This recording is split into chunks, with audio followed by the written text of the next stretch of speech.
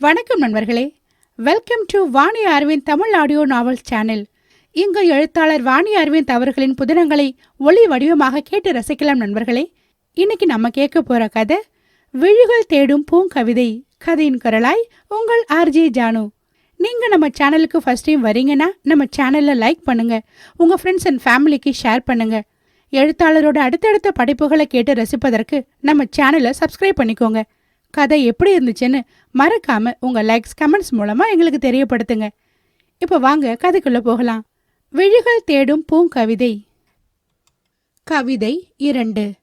இந்த பாசாங்க பார்த்து உண்மை நம்பாதீங்க மாப்ள, அவ அப்படித்தான் நடிப்பா என வடித்தா வார்த்தை அம்புகளால் ஷான்வி மனதை குத்தி கிழிக்க. உங்களுக்கு தேவை பணம், அதோட உங்க வேலை முடிஞ்சது. இனி ஷான்வி என் பொண்டாட்டி, அவளை பேச உங்களுக்கு எந்த உரிமையும் இல்லை. முதல்ல தூரமா போய் நில்லுங்க என வனிதாவை விரட்டாத கொடுமையாக தள்ளி வைத்தான். இவன் நல்லவனா கெட்டவனானே புரியலையே என வனிதா மனதிற்குள் சிந்தித்தபடியே நகர்ந்து நின்றாள். ஷான், இப்படியெல்லாம் பண்ணாதே, நான் வேணும்னா கட்டின தாலியை கழட்டிடவா என்றான். ஷான்வியிடம் இருந்து எந்த பதிலும் இல்லை. அசைவற்று துவண்டு போய் கிடந்தாள்.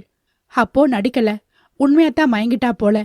நடிப்பா இருந்தா நான் சொன்ன வார்த்தைக்கு இந்நேரம் முழிச்சிருப்பா என்று நினைத்தவன் நீரை கொண்டு வர சொல்லி அவளது முகத்தில் தெளித்தான். ஷான்வி மெதுவாக விழிகளை திறந்து பார்த்தாள். இன்னும் நான் உயிரோடு இருக்கேனா என கேட்டாள்.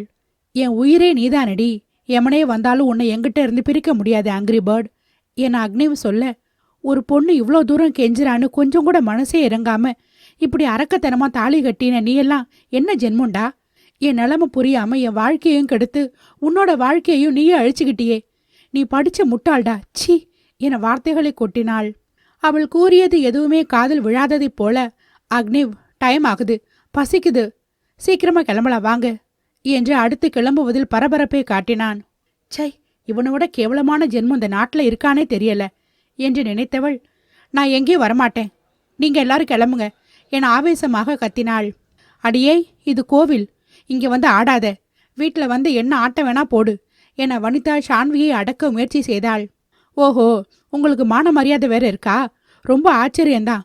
உன்னை எல்லாம் என் அம்மாவை நினைச்சேன் பாரு, அதான் வாழ்க்கையில நான் செய்த மிகப்பெரிய தவறே என்றவள் அந்த இடத்தை விட்டு நகர முற்பட்டாள். அவளது கரங்களை எட்டி பிடித்தவன், அப்படியெல்லாம் என்னை விட்டுட்டு போக முடியாது டார்லிங். கொத்தா 20 லட்சம் கொடுத்து உன்னை வாங்கியிருக்கேன், மாமா கிட்ட வந்துடுமா என அவளை தன் பக்கமாக இழுக்க, அவளையும் அறியாமல் மறுநொடி அவன் இழுத்த இழுப்பிற்கு வேகமாக அவன் அருகில் வந்து இடித்தபடியே நின்றாள்.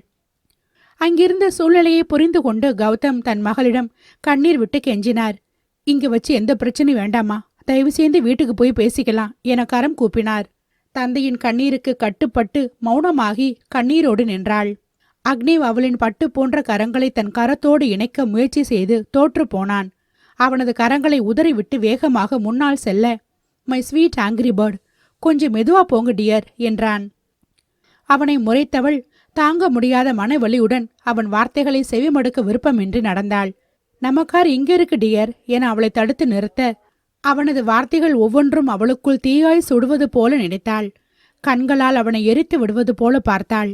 இப்படியே எத்தனை நாளுக்கு தான் முறைச்சு முறைச்சு பார்க்க போற ஷான்? அதான் உனக்கு ஆங்கிரி பேர்ட்னு செல்லமா நேம் வச்சுட்டேன். இன்னொரு நேம் கூட இருக்கு, கிரீன் சில்லி என எதுவுமே நடக்காததை போல சாதாரணமாக பேசிக்கொண்டு நிற்க, இவனுக்கு நிஜமா அறிவே இருக்காதா இல்ல நடிக்கிறானா என்று நினைத்தபடி அவனை பார்த்தாள். அவன் முகத்தை பார்த்தாலே கோபமும் எரிச்சலும் தான் வந்தது. மேற்கொண்டு பேச பிடிக்காமல் அமைதியானாள். மாப்பிள, நாங்க அந்த கார்ல முன்னாடி கிளம்புறோம், நீங்க மெதுவா இந்த கார்ல வாங்க என வனிதா அன்பு கட்டளையிட்டாள். சரிங்க அத்தை என்றவன், என் கோபக்கார பொண்டாட்டி கார்ல முன்னாடி வந்து உட்காரு என உத்தரவிட, அவன் சொல்வதை காதில் வாங்காமல் பின் சீட்டில் அமர்ந்தாள். வனிதாவும் மற்றவர்களும் 3 கார்களில் தனித்தனியாக கிளம்பினார்கள். ஷான் குட்டிமா, நீ எவ்வளவு கோவப்பட்டாலும் இந்த அக்னி உன்னை விட மாட்டான். அடம் பிடிக்காம மாமா கூட முன்னாடி வந்து உட்காருங்க பார்க்கலாம் என செல்லமாக சொல்ல, வர முடியாது என்று முகத்தை திருப்பி கொண்டாள். அப்போ உங்க அப்பா கொஞ்சம் கஷ்டப்பட வேண்டியிருக்கும். உனக்கு ஓகேவான்னு யோசிடா பட்டு என அவளது கன்னத்தை தட்டினான். இப்படி பிளாக்மெயில் பண்ணியே காலம் முழுக்க வாழ முடியும்னு கனவு காணாத அக்னிவ், என் உடம்புல உயிர் இருக்கிற வரைக்கும் அது நடக்காது என்றவள் வேகமாக முன் சீட்டில் வந்து அமர்ந்து காரு கதவை படார் என்று மூடினாள். இந்த திமிருதான் உங்ககிட்ட ரொம்ப பிடிச்சிருக்கு டியர் என சொல்லிக்கொண்டே காரின் முன் கதவை திறந்து டிரைவர் சீட்டில் அமர்ந்து காரை இயக்கத் தொடங்கினான். கார் சாலையில் மெதுவாக ஊர்ந்து சென்றது. அக்னிவ் ரோட்டையும் ஷான்வியையும் மாறி மாறி பார்த்து கொண்டே காரை செலுத்த குறிப்பிட்ட நேரத்தில் வீடு வந்தது. வனிதா முன்பாகவே வந்து அவர்களை வரவேற்க தயாராக நின்றிருந்தார். சகல மரியாதையோடு இருவரையும் உள்ளே அழைத்து சென்று அமர வைத்தார். இருவருக்கும் பால் பழம் கொடுக்கும் சம்பிரதாயத்தை நல்ல நேரம் போறதுக்குள்ள செய்யுங்க என ஒரு குரல் ஒலிக்க வனிதா அவசர அவசரமாக தயார் செய்து கொண்டு வந்து அக்னிவிடம் நீட்ட ஷான்வி கோபத்தோடு தட்டை வேகமாக தட்டிவிட்டாள். பாலும் பழமும் சிதறி விழுந்தது. முறைப்படி சந்தோஷமா இந்த கல்யாணம் நடக்கல, எல்லாத்தையும் சம்பிரதாயப்படி செய்யறதுக்கு. ஆமா, தெரியாம தான் கேட்கிறேன். எங்க வீட்டு ஆளுங்க இங்க இருக்காங்க, உங்க வீட்டுல இருந்து இந்த கல்யாணத்துக்கு ஒருத்தர் கூட வரலையே, அது ஏன்னு தெரிஞ்சுக்கலாமா என திமிரோடு சத்தமாக அவனை பார்த்து கேட்க, கல்யாணம் முடிஞ்ச கையோட நேரா எங்க வீட்டுக்கு தானே கூட்டிட்டு போக போறேன். அங்க போய் உன் சந்தேகத்தை மொத்தமா தீர்த்து வைக்கிறேன் டியர். அதுவரை தேள் மாதிரி வார்த்தையால கொட்டாம அமைதியா இருஷான் என்றான். கோவில்ல வச்சு எதுவும் பேசக்கூடாதுன்னு சொன்னீங்க, இப்பதான் வீட்டுக்கு வந்தாச்சே, இப்போ தெளிவா பேசி முடிவு பண்ணிடலாம் தானே என்று ஷான்வி கேட்க, அவளை சுற்றி இருந்த அனைவரையும் அவளை பார்க்க, இதுக்கு மேல இன்னும் என்னடி பேசணும்? பேசுறதுக்கு என்ன இருக்குன்னு கேட்கிறேன். கல்யாணம் முடிஞ்சிருச்சு, நேரம் காலமா புருஷன் வீட்டுக்கு போய் சேர்ற வழியை பாரு. தேவையில்லாம இங்க நின்று சத்தம் போடுற வேலையெல்லாம் வேண்டாம் என வனிதா கடுகடுவன பேசினாள். இதுவும் பேசுவீங்க, இதுக்கு மேலேயும் பேசுவீங்க சித்தி. ஏன்னா நான் உங்க பொண்ணு இல்லையே. இதுவே நீங்க பெத்த பொண்ணு சம்யுக்தாவா இருந்தா இப்படியெல்லாம் நடந்துக்குவீங்களா? கேவலம் 20 லட்சம் ரூபாய் பணத்துக்காக இவ்வளோ அசிங்கமா நடந்துக்கிறீங்க. என்னோட வாழ்நாள்ல என்னைக்குமே உங்களுக்கு மட்டுமே மன்னிப்பே கிடையாது என்று ஆவேசமாக சொன்னாள். இவ பெரிய ஃபாதர் எனக்கு பாவ மன்னிப்பு கொடுக்க வந்துட்டா. உன்னோட நிழல் கூட என் பொண்ணு மேல படக்கூடாதுன்னு தான் அவளை வெளியூர்ல சேர்த்து படிக்க வைக்கிறேன். அவளை ஏண்டி இழுக்கிற? வாயை மூடிக்கிட்டு உன் துணிமணி எல்லாம் எடுத்து வை. நல்ல நேரம் முடியறதுக்குள்ள மாப்பிள்ளை வீட்டுக்கு அனுப்பி வைக்கணும் என ஷான்வியை கண்களால் பொசுக்கி விடுவது போல பார்த்தாள். நிச்சயமா நாங்க போக மாட்டேன். இங்க நடந்தது கல்யாணமா? இதுக்கு பேர் தாலியா? என்ன அடிமுட்டால்னு நினைக்கிறீங்களா என சீறினாள். ஷான், உன்னை எவ்வளோ லவ் பண்றேன்னு உனக்கே தெரியும். என்ன ஒரு நாயா கூட நீ மதிக்கல. நீ அவ்வளோ அழுது ஆர்ப்பாட்டம் செஞ்சாலும் சரி, நீ தான் எனக்கு பொண்டாட்டி. இத படைச்ச கடவுளே வந்தாலும் மாத்த முடியாது. சொன்ன டயலாகியே திரும்ப திரும்ப சொல்ல வைக்காத. எனக்கே போர் அடிக்குது டியர். சமத்தா சீக்கிரமா ட்ரெஸ் எல்லாம் எடுத்து வச்சுட்டு கிளம்பு பார்க்கலாம் என்று அக்னிம் நிதானமாக சொல்ல, சீச்சி, நீ எல்லாம் ஒரு ஆம்பளையா? பிடிக்கலன்னு தெரிஞ்சு வலுக்கட்டாயமா ஒரு பொண்ணு கழுத்துல தாலி கட்டிட்டு வெக்கமே இல்லாம இப்படி பக்கம் பக்கமா பேசுற?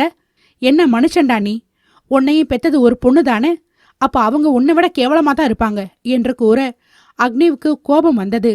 பலார் என்று அவள் கன்னத்தில் ஓங்கி ஒரு அறை விட்டான். உன்னை உயிருக்கு உயிரா காதலிச்சேன். என்னோட வாழ்க்கை மொத்தமும் நீதான் நினைச்சேன். அதனால ரொம்ப பொறுமையா இருக்கேன். அளவுக்கு மீறி வார்த்தையை விட்டா தாங்க மாட்டேன். முதல்ல கிளம்பு என்றான். இவ்வளவு நடந்ததுக்கு பிறகு நான் உன்னோட வருவேன்னு கனவுல கூட நினைக்காத. மரியாதையை இந்த இடத்த விட்டு போயிடு என கோபக் கனலோடு கூறினாள். அப்படியெல்லாம் நீங்க சொன்ன உடனே ரோஷம் வந்து போயிட முடியாது ஷான். நான் உன்னோட புருஷன். உன் கழுத்துல கட்டின மஞ்சள் கயிறு ஈரம் கூட இன்னும் காயல. அது கூட அவசர கல்யாணம். அதனால மஞ்சள் கயித்துல கட்டிட்டேன். வீட்டுக்கு வா, தங்கத்திலேயே தாலி செஞ்சு போட்டுருவேன் என்று தெனாவட்டாக சொல்ல, வேண்டாம், உன் பேச்சு கேட்கவே அருவருப்பா இருக்கு. உன்னை பார்க்க அதை விட அசிங்கமா இருக்கு. நீ கட்டின தாலி என் கழுத்துல இருந்தா தானே உரிமை கொண்டாடுவேன். இப்பவே அறுத்து உன் மூஞ்சில வீசுறேன். எடுத்துட்டு இடத்த காலி பண்ணு என்று தாலி சரடை கையில் எடுத்தாள். நிறுத்து ஷான்வி. இவ்வளவு நேரம் நானும் பொறுமையாத்தான் இருந்தேன். இத்தனை நாள உன் அப்பா மேல வச்ச பாசம் உண்மையானா? தயவு செஞ்சு இன்னைக்கு ஒரு நாளாவது என் பேச்ச கேளு. இதுக்கு மேல இன்னும் என்னப்பா மீதி இருக்கு? என்ன கேட்க சொல்றீங்க? எனக்கு இந்த தாலி வேண்டாம் என பலம் கொண்ட மட்டும் கத்தினாள்.